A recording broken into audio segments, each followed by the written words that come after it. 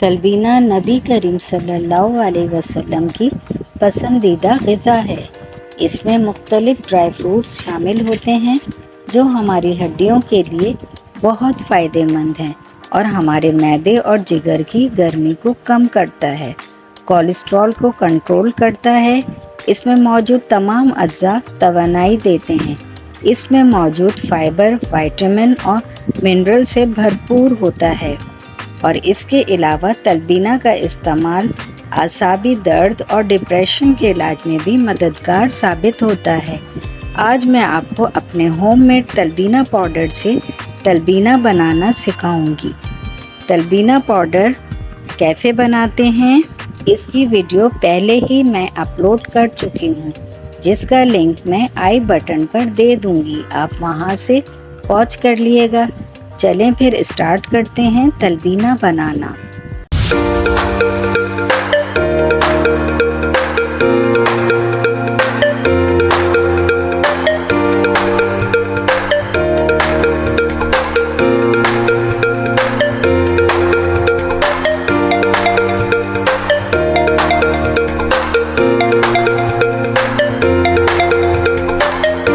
अस्सलाम वालेकुम my YouTube family, आप सब कैसे हैं। मैं अपने channel yummy kitchen with Iram की तरफ से आज आपको तलबीना बनाना सिखाऊंगी। चलें जी, तलबीना बनाने के लिए मेरा ये होममेड तलबीना पाउडर है, जिसकी वीडियो मैं पहले ही अपलोड कर चुकी हूँ। आप इस वीडियो को देखकर तलबीना पाउडर बनाने का तरीका समझ लें। एक दफ़ा आप तलबीना पाउडर बना लेंगे तो फिर तलबीना बनाना बहुत आसान हो जाता है। बस जितने पाउडर की ज़रूरत हो उतना पाउडर लेकर बना लें, वक्त की बचत भी हो जाती है।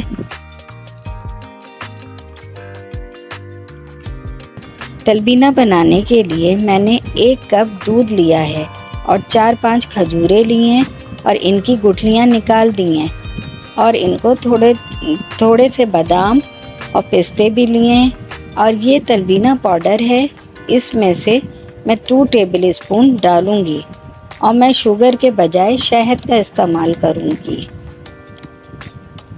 अब हम तलबीना को बनाना शुरू करते हैं। एक पैन में 1 कप दूध शामिल कर देंगे और इसको बॉयल आने तक पकाएंगे।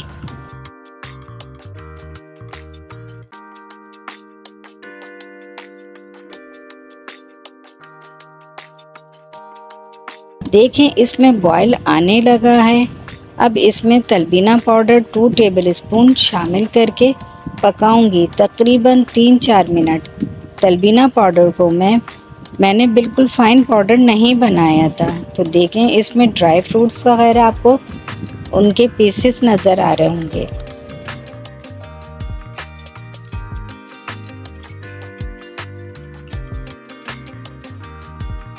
अब इसको पकते हुए 2 से 3 मिनट हो गए हैं। इसमें खजूरों को भी काटकर मैंने शामिल कर दिया है। इन्हें भी 1 से 2 मिनट दूध में पकाएंगे। ये बहुत ही फ़ायदेमंद हमारी बॉडी के लिए है।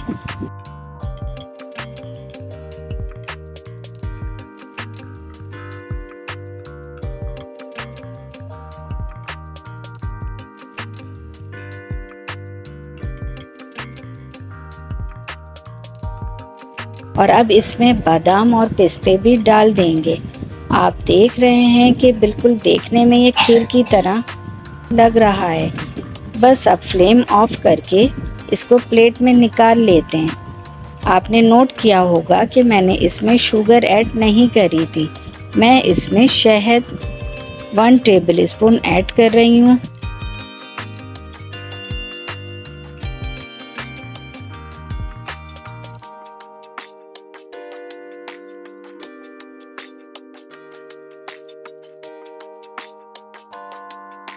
और बादाम पिस्ते से इसे गार्निश कर देंगे। अब इसको थोड़ी देर के लिए फ्रिज में रखकर ठंडा कर लेंगे, या बिल्कुल खीर की तरह से ये मज़ा देगा। और अगर आप चाहें तो रूम टेम्परेचर पर भी ठंडा करके खा सकते हैं। माशाल्लाह से हमारा होममेड तलबीना रेडी हो गया है। बहुत ही हेल्दी ग़िज़ा है। आप इसे सुबह नाश्ते में खाएंगे तो पूरे दिन एक्टिव रहेंगे। बढ़ते हुए बच्चों को भी खिलाएं, इससे इनकी ग्रोथ में भी इजाफा होगा। बुजुर्गों की जिस्मानी कमज़ोरी दूर होगी।